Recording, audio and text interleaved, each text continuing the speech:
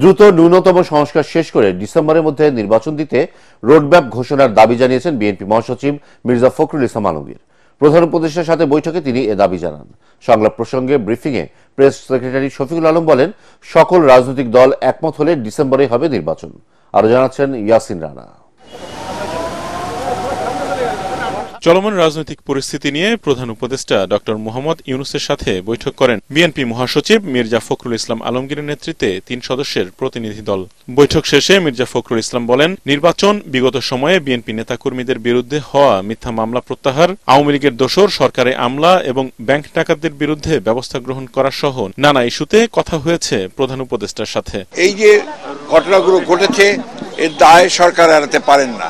এই জন্যে যে সরকারের বিভিন্ন যে প্রতিষ্ঠানগুলো আছে, বিভিন্ন যে বাহিনীগুলো আছে, তাদের সামনেই এই ঘটনাগুলো একের পর এক ঘটেছে। আমরা প্রশাসনে যে সমস্ত ব্যক্তি এখনো যারা দোষর ছিলেন ফ্যাসিবাদের এবং যারা ক্ষতিগ্রস্ত করেছেন বাংলাদেশকে সামগ্রিকভাবে, তাদেরকে আইনের আওতায় আনার জন্য এবং একই সঙ্গে তাদেরকে প্রশাসন থেকে সরিয়ে দেওয়ার কথা আমরা বলছি। দ্রুত সংস্কার শেষে নির্বাচনী রোডম্যাপ ঘোষণার জন্য প্রধান উপদেষ্টাকে তাগিদ দিয়েছে বিএনপি। তবে জাতীয় নির্বাচনের আগে স্থানীয় সরকার নির্বাচন চায় না বলে জানান দলটির মহাসচিব। প্রধান উপদেষ্টা এবং তার সঙ্গে যারা ছিলেন তারা আমাদেরকে আশ্বস্ত করেছেন যে অতি দ্রুত তারা নির্বাচনের ব্যবস্থা করছেন এবং তিনি বলেছেন যে ডিসেম্বরের মধ্যে তিনি নির্বাচনের ব্যবস্থা করার জন্য তারা কাজ করছেন। আমরা আশা করব যে জনগণের আশা যেটা আছে, প্রত্যাশা আছে যে অতি দ্রুত এবং একটা রোড ম্যাপ ঘোষণা করবেন তিনি, সেটার মধ্যে দিয়ে আমরা ডিসেম্বরের মধ্যেই নির্বাচন সম্পন্ন হবে বলে আমরা প্রত্যাশা করছি। বৈঠকের বিষয়ে ফরেন সার্ভিস একাডেমিতে ব্রিফিং করে press wing. Press secretary Shafiqul Alam বলেন, সংস্কার ও নির্বাচন ইস্যুতে 15 ফেব্রুয়ারি থেকে রাজনৈতিক দলগুলোর সাথে বৈঠক করবে প্রফেসর ইউনূসের নেতৃত্বাধীন জাতীয় ঐক্য কমিশন। সমস্ত পার্টি মিলে বলে যে না আমরা ডিসেম্বরেই চাই, তো সেক্ষেত্রে সেটা উনি তো বলেছেন, ওনার এমন না যে উনি একটা জায়গায় স্টিক করে আছেন যে না আমি জুনেই করব, এরকম তো আর উনি বলেন না। এটা হচ্ছে পলিটিক্যাল পার্টিগুলো কি এক্সপেকটেশন, তারা কি চায় সেটার উপরেই মূলত এটা ডিপেন্ড করবে। অপারেশন ডেভিল হান্টে কেউ হয়রানির শিকার হবে না বলেও জানান প্রেস সেক্রেটারি। যারা আইন হাতে তুলে নিয়েছিলেন, যারা ক্রাইম করেছেন, যারা এই জুলাই গণহত্যার সাথে জড়িত, আরো আগে যারা গুম খুনের সাথে জড়িত, করাপশনে, তাদের তো বিচার হবে। কিন্তু বাংলাদেশের ভাস্ট মেজরিটি মানুষ তারা আসলে শান্তিপূর্ণ একটা পলিটিক্স করতে চান। আমরা চাই সেই পলিটিক্সের পরিবেশটা শুরু হোক। বিএনপির প্রতিনিধি দল অন্তর্বর্তী সরকারের বিভিন্ন সংস্কার কার্যক্রমে তাদের সমর্থনের কথা জানিয়েছেন বলে জানান প্রেস সেক্রেটারি শফিকুল আলম। তারা বলেছেন আপনারা রিফর্ম করবেন, এটা আমরা চাই, আমরা সব কমিশনের প্রস্তাবনা দিয়েছি, আমরা আপনাদের সাথে আছি। ইয়াসিন রানা, এটিএন বাংলা, ঢাকা। চলমান অর্থনীতি সংকটে নীতি সুদ হার 10% অপরিবর্তিত রেখেই নতুন মুদ্রানীতি ঘোষণা করলেন Bangladesh bank governor doctor Ahsan H Mansur, যেখানে বেসরকারি খাতে ঋণের প্রবৃদ্ধি ধরা হচ্ছে 9.8%। তিনি জানান, চ্যালেঞ্জ থাকলেও জুনের মধ্যে মূল্যস্ফীতি 7 থেকে 8 ভাগে নেমে আসতে পারে। পাচারকৃত অর্থ উদ্ধারের সর্বোচ্চ চেষ্টা করা হচ্ছে বলে জানান বাংলাদেশ ব্যাংক গভর্নর। শারফুল আলমের রিপোর্ট।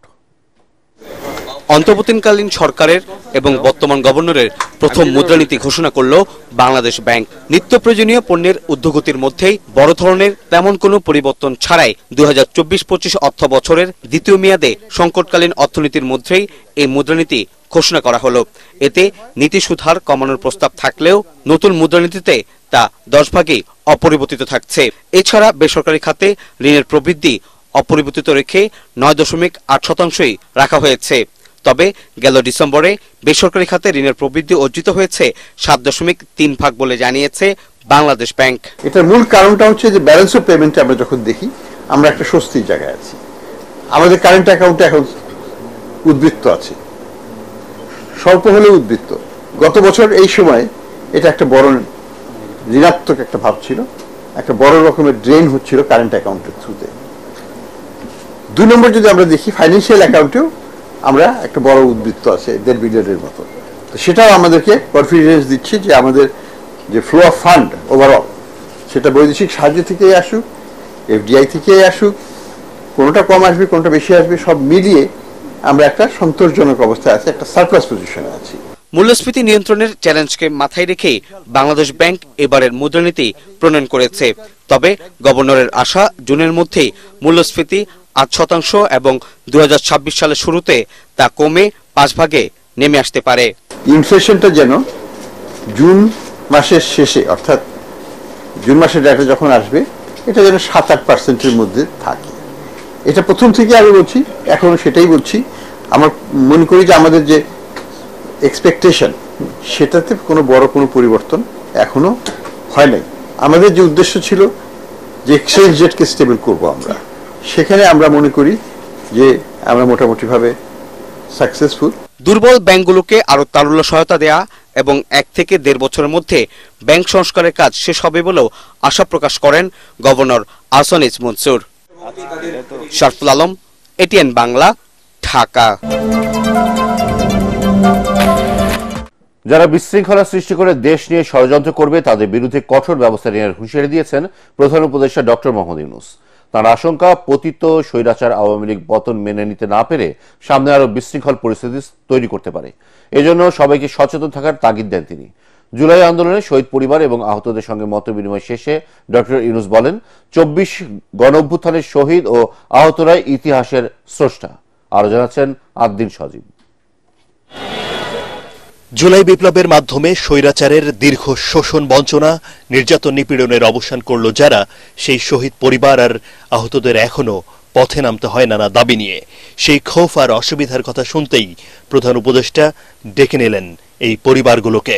জুলাই বিপ্লবের যোদ্ধাদের নতুন ইতিহাসের স্রষ্টা উল্লেখ করে ডক্টর মোহাম্মদ ইউনূস বলেন, যারা ইতিহাসকে স্মরণ করে না সেই জাতির ভবিষ্যৎ নেই। তারা ইতিহাসের স্রষ্টা। ইতিহাসের স্রষ্টাকে সাধারণ মাপকাঠি দিয়ে, টাকা পয়সা দিয়ে হয় না। যে জাতি ইতিহাসকে স্মরণ করতে পারে না সে জাতির ভবিষ্যৎ নেই।